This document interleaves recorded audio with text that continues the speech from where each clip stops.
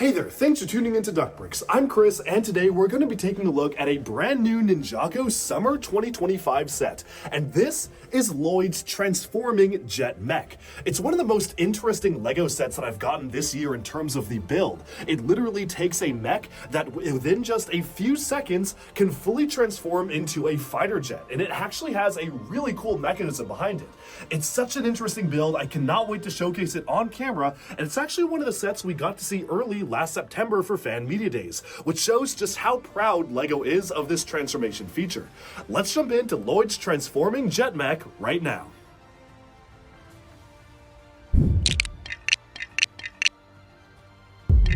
Okay, so this is set number 71845, Lloyd's Jet Mech. It comes with 1,112 pieces and retails for $110 or 100 euros.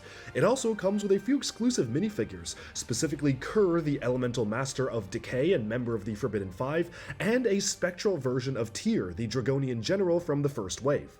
This review is going to be a little bit different than my normal reviews because I'm actually currently on vacation in North Africa, which is why I decided to take this set out into the wild and photograph it outdoors, just giving us a bit of a different flavor for this review and the Ronto review coming soon as well.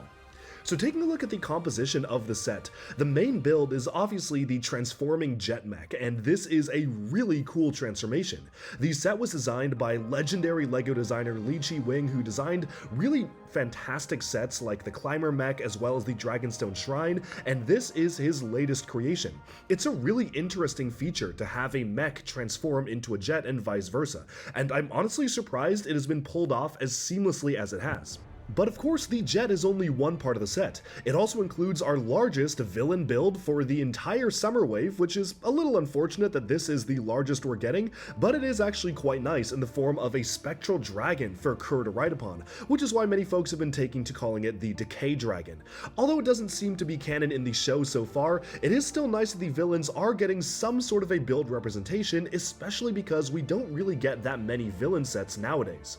We also get a small little side build for Sora, specifically because the design director for Ninjago wanted all of the characters to be flying on the box art, so Sora gets a little bit of a jet that kind of feels like it's been inspired by stuff like Space Police 3.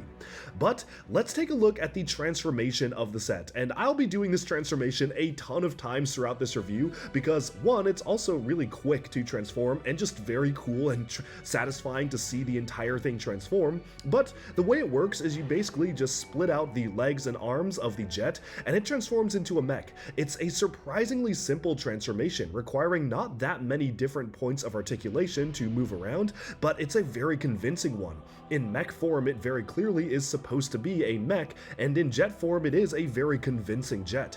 This is unlike any other transformation feature we've really ever seen from any LEGO set that I personally can think of. Sure, we have gotten LEGO Icons Transformers sets in the past, literally for the Transformers brand, like Optimus Prime, Bumblebee, and the upcoming Soundwave, but we haven't really gotten a play-scale set that transforms to this degree of playability on both sides. In fact, the last time I can think of us getting something like this was with LEGO Alpha Team, where we did have a transforming jet, but the transformation feature of that was basically just to bend the wings down and turn it into some sort of a sled. This is much more ambitious. LEGO designer Lee writes on Instagram about how he developed this set that it was a concept they were trying to make for a while. It actually was supposed to come out last year as a Zane jet, but unfortunately they just weren't able to crack the design until now. It was pushed off the summer 2025 wave, and they finally got it to work, transforming very quickly and easily with just a few simple steps. Altogether, in terms of value, which we'll be getting back to in a little bit, $110 or 100 euros does feel very fair for this, if anything for the amount of development work that went into making this actually function. I am genuinely blown away by just how easy it is to transform this from one mode to the next. It is so satisfying to bring the wings up and down, to raise the cockpit into the jet position. It is really remarkable in the way it's built, and I cannot wait to dive more into the details and share a little bit more about my thoughts personally on the value. But for now, let's see that transformation into a jet one more time and then move on to these side builds. We'll go from smallest to largest in the way that you actually build them when you're putting together the set. This is a little side build for Sora to pilot a jet into battle. Honestly, I actually really like it for what it is. It reminds me of a lot of these smaller LEGO space bikes we've gotten, as I mentioned, kind of harkening back to Space Police 3, but with a modern twist. I like how it has that color scheme of dark blue and white. The transparent pink highlights are really good as well, showcasing the element of technology, and I also like how it has that Ninjago flair, utilizing one of the core mech armor pieces as the front intake engine of the jet, but of course still retaining that sort of spacey feel. I don't expect this to appear in the show, but it is a nice little side build to have been added onto the set. I like how it even has a little back element to have that glowing bit of technology or exhaust on the back, and it scales really nicely next to the minifigure as well. And of course, we will be taking a closer look at all of the minifigures at the end of the review. Altogether, it's a really small item, it's very swooshable, but I do really enjoy it for what it is. You can even angle the jet exhaust on the back if you want to get it into a slightly different position. Maybe when taking off, the jet is facing the ground, and then you can tilt it upwards when it's in flight, so there's a lot of things you can do with it. Far more impressive as a side build though, and almost kind of a main competing build to the actual thing, is this Bone Dragon here, ridden by Kerr. The Bone Dragon is utilizing the LEGO Ninjago Rising Dragon Strike gimmick headpiece for the skull of the dragon, which I actually think works really well for this build. It is suitably skeletal in its build, and I actually do like how a lot of the details make it look like the skull of a dragon.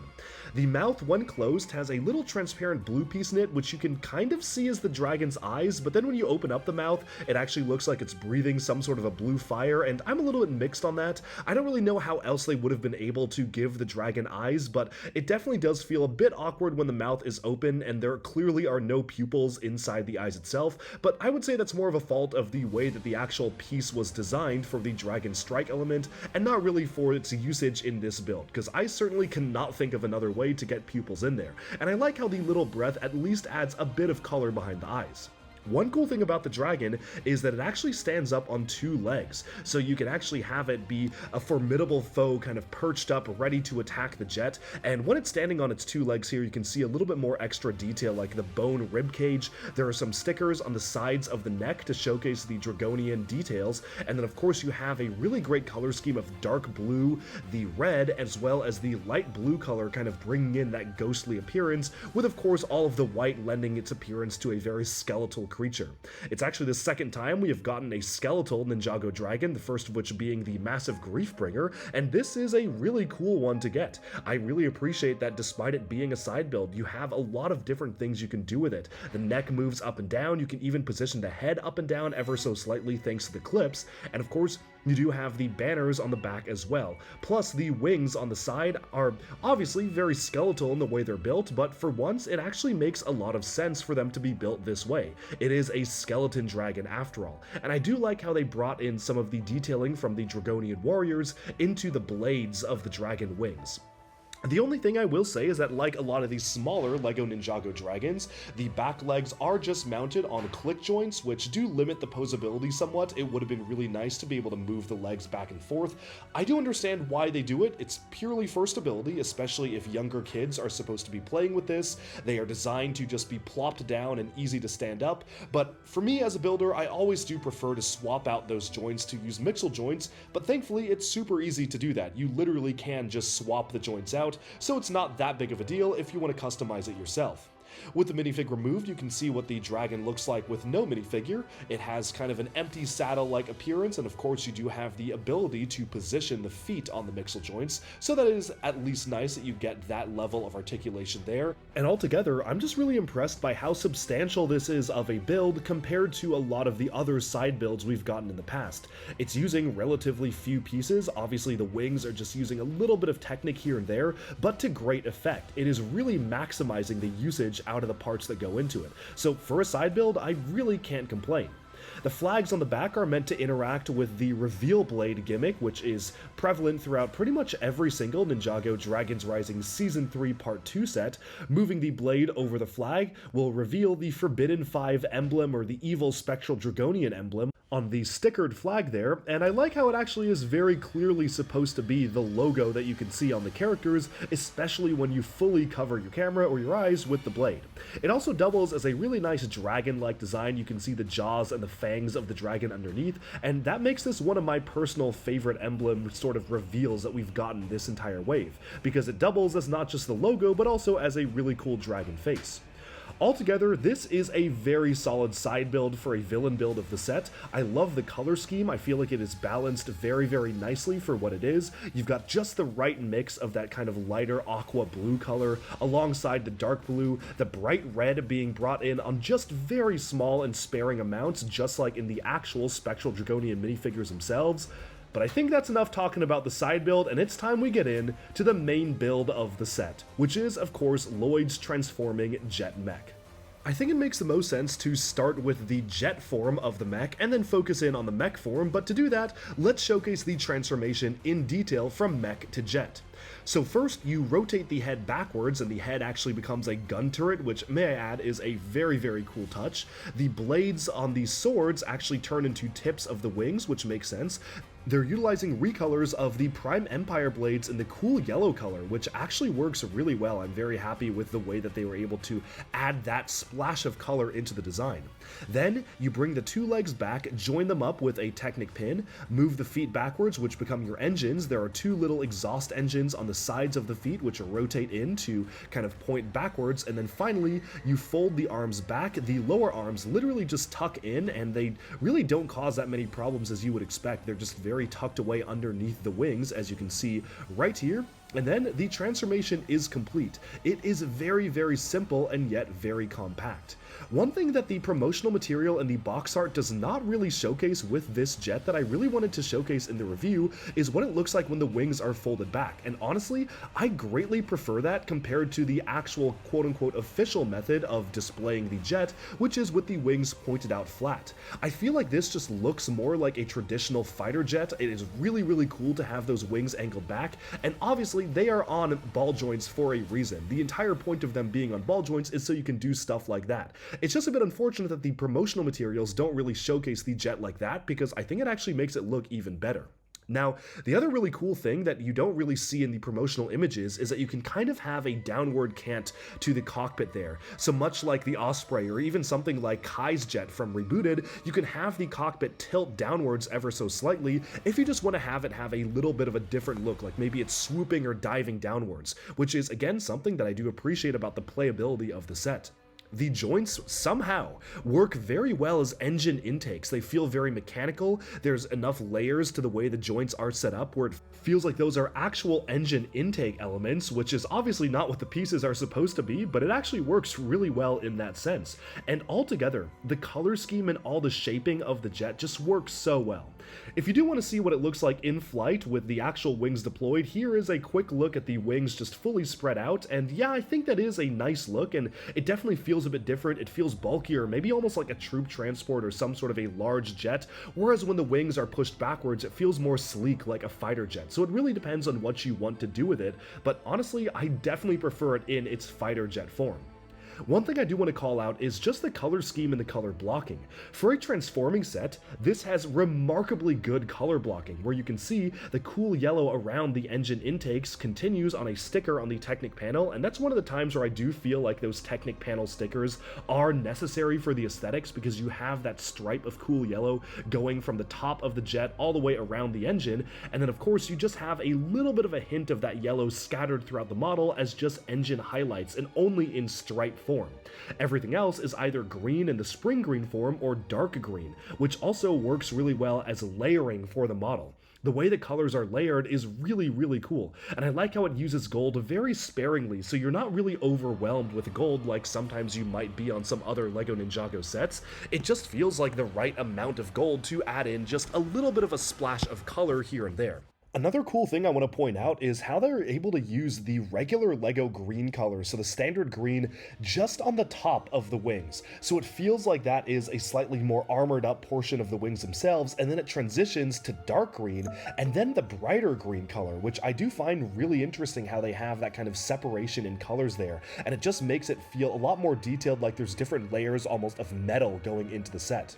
The usage of the Technic panels as the wings there also works really well because they basically have built-in engine intakes, which is really cool to see, and altogether, this is just a remarkably swooshable vehicle. One thing I do want to point out is that a lot of folks online have criticized the placement of the back feet engines, how it really just detracts from the sleekness of the jet and makes it feel like it isn't really just a smoother flat jet. And I do understand that from the side profile, it does feel like they are raised up very high, but honestly, when playing with it, I don't even really notice it. And I think it was the best that could have been done, especially because there was no way to actually add knees to this set. I think that adding knees would have just made it so much more complicated. It would have driven the price up, and I don't even know if it would have been possible to make it as sturdy and stable as it is right now as a jet with knees. So to have just a very slight bend to the legs be built in, and then have the feet act as the jet engines makes the most sense to me. Although I will say that honestly, I don't really agree with a lot of the criticisms in terms of that part. I feel like it is just as fine to be swooshed around with those big engines on the back. It kind of makes it feel powerful, it makes it feel more unique as a jet. And honestly, I feel like it kind of adds to the appearance of the jet as opposed to takes away from it, because it makes it feel a little bit more unique,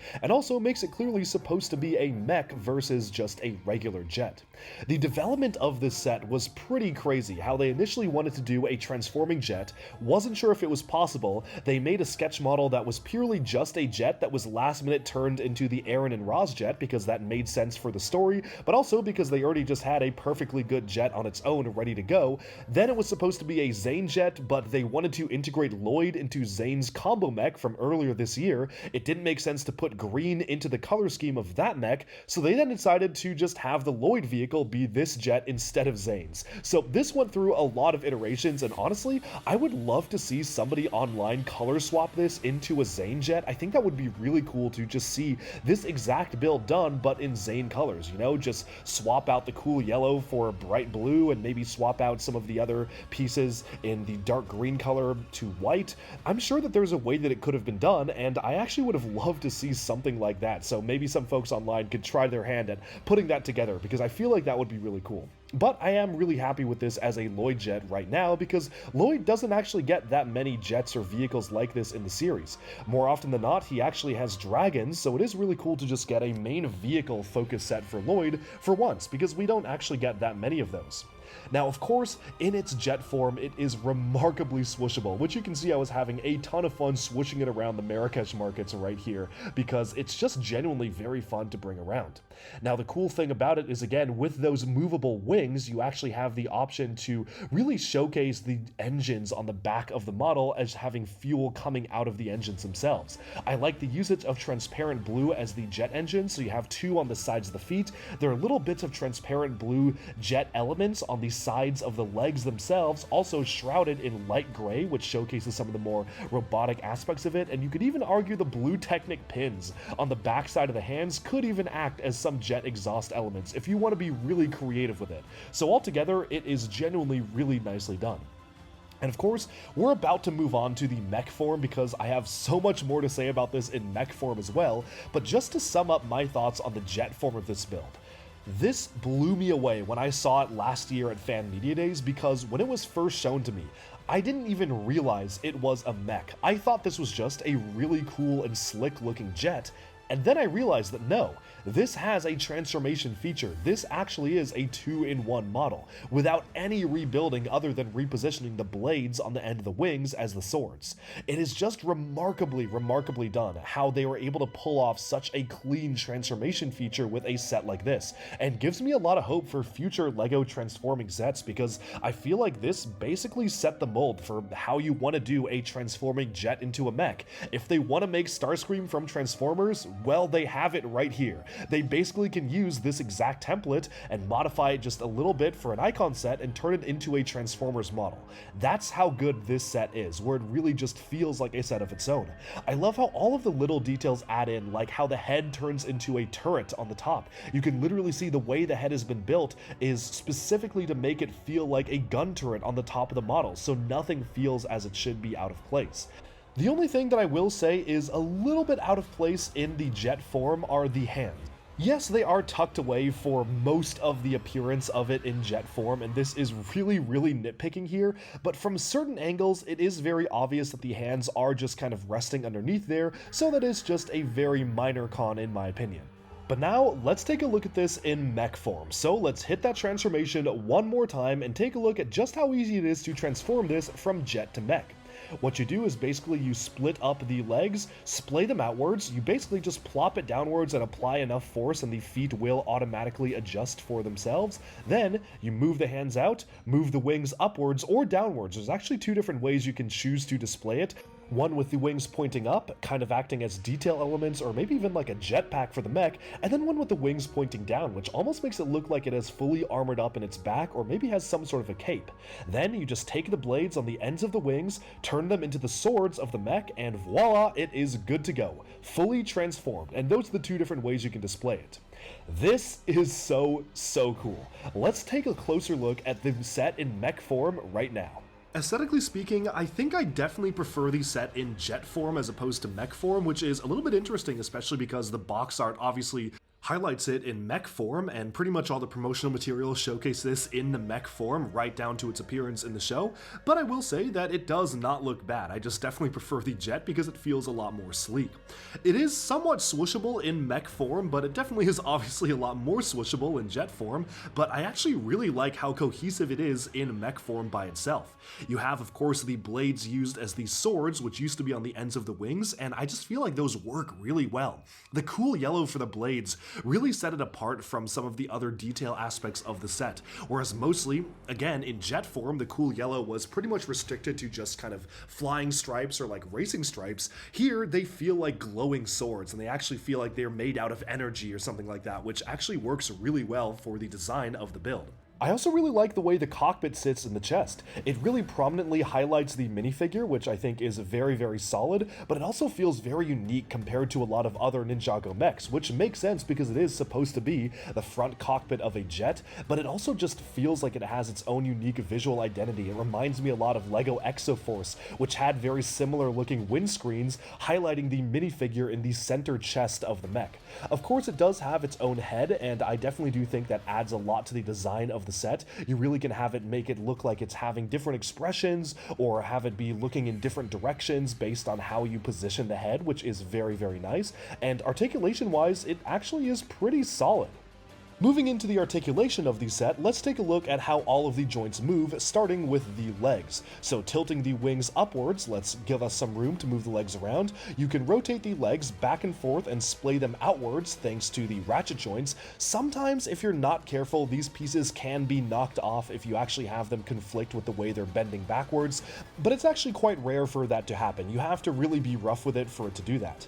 My favorite part about the articulation of the set, though, is the ankle technique. I hope that every future LEGO mech uses ankles like these. It's a technique that they actually used in the LEGO Hero Factory Witch Doctor set back in the day, as well as some Bionicle sets as well, which basically allows you to rotate the feet on multiple different points. You can move them back and forth on one set of ball joints and then side to side on another set of ball joints. And that is a really cool technique to have this be as posable as you can make it in ankles without having to utilize the extra piston elements, which are very clunky and definitely would have gotten in the way.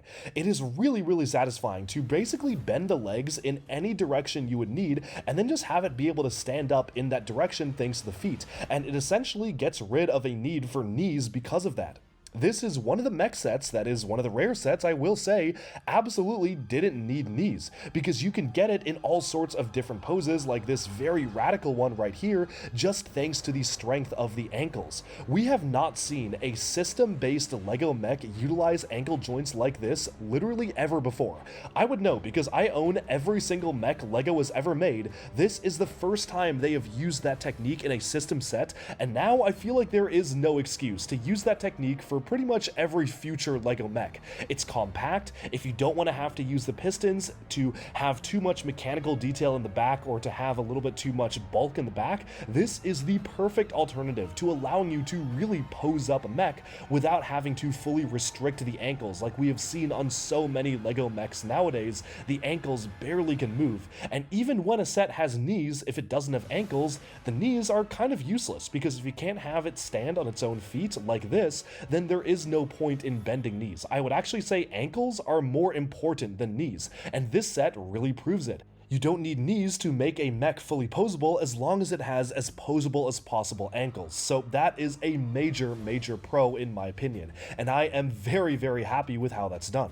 Moving on from that though to the arms, they do have the unenviable task of having to support pretty much all of the armoring on the top of the jet and the wings, but somehow it really is able to pull it off totally fine.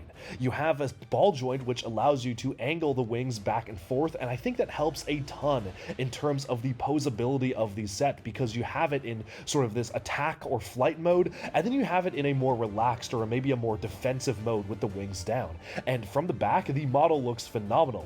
Obviously, that's because the set is designed to be viewed from the top, so this is maybe the best looking back of a mech we're ever gonna get from a LEGO set, because it is literally meant to be viewed from that angle. But that's the thing, because this is a transforming build, it looks good from every single angle, and that just adds so much to the aesthetics of the build.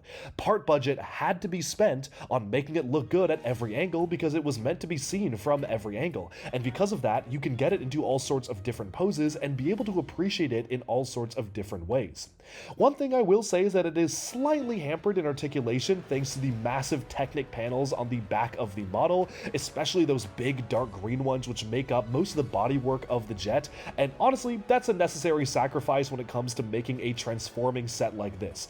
I just really am impressed by how posable it is and also how stable. I have it literally standing on a tree right now, and it was fully able to just stand with literally no effort on my end. I basically just took it, moved the legs apart, placed it down on the tree, and the feet did all the work for me, thanks to those incredibly powerful ankles. 4 different ball joints going into those ankles, which are really nice. I also like that detail-wise, a lot of the elements that made up the jet exhausts now actually make it look like they're thrusters for the mech. You have thrusters on the upper legs there in the transparent blue, you have actual positionable thrusters on the boots there, which kind of make them look like rocket boots, and then of course, you even have the fully posable head, and the wings themselves also look really good. Despite it being a transforming build, a lot of the exposed Technic pins are kept to a minimum. I barely even noticed the light tan Technic pins on the sides of the wings, and yes, it is slightly asymmetrical with one Technic pin sticking out of one side of the wings, and then another Technic pin sticking out on one side of the legs, but they are so unobtrusive that honestly you don't even notice that it's asymmetrical in its design. It is remarkably fun to pose and just to get into all sorts of different positions and scenarios. And so, altogether, I am very pleased with this set. I definitely do feel like this is one of the most innovative LEGO sets we've gotten in a long time, and I love how the Ninjago theme has continuously given us new innovations in classic LEGO play patterns. We have been seeing transforming LEGO sets ever since the early days of even classic space. One could even argue we were getting transforming LEGO sets as part of the original basis of how LEGO works as a theme. But as the years have gone on, clearly LEGO has been able to continually iterate on its designs, and this is the culmination of a full-on transforming LEGO set. I am very happy with this model, how it looks on both forms, and will absolutely recommend this. It skyrocketed to becoming one of my favorite LEGO Summer Wave sets just the entire year, not just for Ninjago, and honestly, I didn't even feel that until I had it in hand. When the wave of sets was first announced, I was much more excited for stuff like the Guardian Dragon or the Fire Knight mech or the Temple Bounty, but this might actually be my favorite set of the wave, and that is saying a lot, especially in a wave full of heavy hitters, just because of how good it is as a toy, how good it is as a functional product, and how it really breaks the rules and reshapes what it means to be a transforming LEGO toy. I really cannot wait to see more transforming designs come from both designer Lee Chi-wing and also from LEGO in general, because this has just set a new high. It's a new precedent for what I want to see out of a transforming LEGO build. And unfortunately, I will be comparing all future transforming LEGO sets to this from now on. And with that, we can sum up this review by taking a look at the price. $110 for 1,112 pieces is actually pretty good, both on paper and in terms of what you get. For the development process to make a set like this alone, I would say that is worth it. Sure, it does hurt a little bit knowing that the price of this was probably supposed to be $100 and then was later increased because it is 100 euros, and usually they do keep those at parity, but I will say $110 is very fair for this. I honestly, and I never say this in reviews, this is maybe the one time I will actually ever say it, they might have been able to charge $120 and gotten away with it, and I would have still said, this is so good, it probably would have been worth even more money than it actually costs right now. And cherish this moment, because that is the exact opposite of what I have said on my last, 50 LEGO reviews, where I usually end the review by saying, this set is good, or it's bad, whatever it is, it should cost around $10 or $20 less. For me to say that they probably could have charged $10 more, that is saying a lot. So I love this set. I absolutely recommend it. It is the #1 set I recommend from the entire Ninjago wave. If you had to pick one set, pick this one, because building it is going to blow you away with the way that it's done. But with that, I think it's now time to dive a little bit deeper into the minifigures. And of course, this set does include Lloyd, Sora, Tyr, a Dragonian warrior, as well as Kerr, the elemental master of decay, who is exclusive to this set and probably will remain exclusive to this set forever. So let's take a look at those right now. Let's start off with the minifig I think most people are really excited for to get out of the set, and that is Kerr, the final member of the Forbidden Five and the Elemental Master of Decay. Kerr wields a scythe-like weapon, which is in line with all of the Forbidden Five almost being like evil versions of the ninja, at least in terms of their weapons, and Kerr also has a printed arm, which is really special and cool for the design. I love the way that you can really see that the tattered cloth feeds into the design aesthetic of the character. There are bits and layers of ripped, tattered cloth pieces all around the figure itself, and it really lends the fact that obviously the elemental power here is decay. It's also really cool how obviously you can see the entirety of the figure is covered in these little Thoraxian symbols, and they kind of have this evil looking language emblazoned in metallic gold across all of the wraps, really adding on to the more mystical appearance of the character itself. And of course you have that mottled green skin underneath. Olive green was the perfect color to use for the skin of this character, and the only complaint I do have is that this is technically supposed to be an animal character, and I'm really not sure how that happened, where the development came in where obviously these are supposed to be animal creatures from the realm of the wildness, because I am not seeing an animal at all. A lot of people have speculated that this could be maybe like a raven or something like that, but when we asked Doc Wyatt, he said that's probably for the designers to reveal, and asking the designers, they said they don't really know or remember, and he would know, so I don't really know if anybody knows what animal this is actually supposed to be, but that's really my only complaint with an otherwise stellar villain figure. Moving on to the spectral suit for Lloyd here, this minifigure is exclusive to both this set and the Rontu set, and I actually really like the design. All of the ninja suits have dark tan and dark red integrated into the design of the figures, and I actually think that works out really well for a ninja outfit. I almost feel like these should be base ninja suits where they kind of should wear stuff like this before going off on missions, because of course for Dragon's Rising, you have this really nice dual molded dragon and bamboo style of armor, and my only major complaint about this is one I've said on every single video featuring minifigures like this, and that is that you cannot turn or pose the heads with the armor on.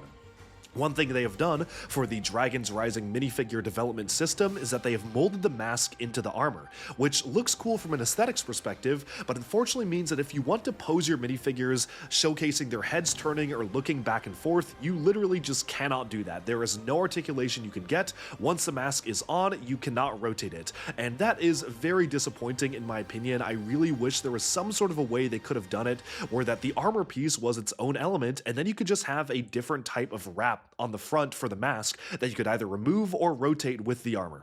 As it is right now, I mean, I guess you can kind of rotate the head outside of that mask, but it just doesn't look that good, and I've resorted to even cutting my armor pieces to allow myself to take better photos of my minifigures with the heads actually turned. Moving on to Sora's minifigure here, this one is another really nice one. I actually think this is one of my favorite suits from the entire lineup. Sora has, again, that really nice dual molded dragon head and bamboo armor element. The dark blue is a great color scheme to use for this, and the underside of the ninja outfit also is really nicely done in terms of integrating in that coral color. This is the only suit that does not factor in the dark red or dark tan as opposed to all of the other main ninja characters, but I guess it kind of makes sense. Sora is kind of off doing her own thing with Aaron and Roz this season anyways, so it makes sense that there isn't that much visual consistency when it comes to these suits, but because of that, they've been able to give her a completely unique design.